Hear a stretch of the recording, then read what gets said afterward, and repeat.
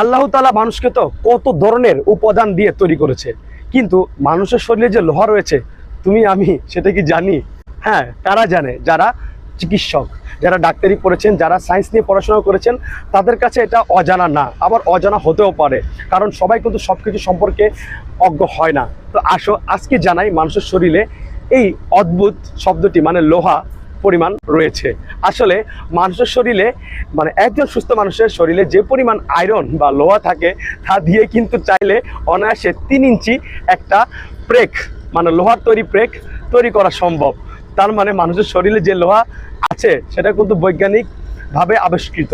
So কাদের কাছে আমার এই ভিডিওটা ভালো লাগলো এবং চমকপ্রদ লাগলো অবশ্যই কমেন্ট করে জানাবে, তাহলে এই ধরনের আরও ভালো ভালো ভিডিও তোমাদের কাছে আমি নিয়ে আসবো। আর যদি পারো একটু কষ্ট করে শেয়ার করে দাও, যাতে করে তোমার বন্ধুরা জানতে পারে যে মানুষের শরীরেও কিন্তু লোহা রয়েছে এবং যেটি দিয়ে পেরেক তৈরি করা যায়।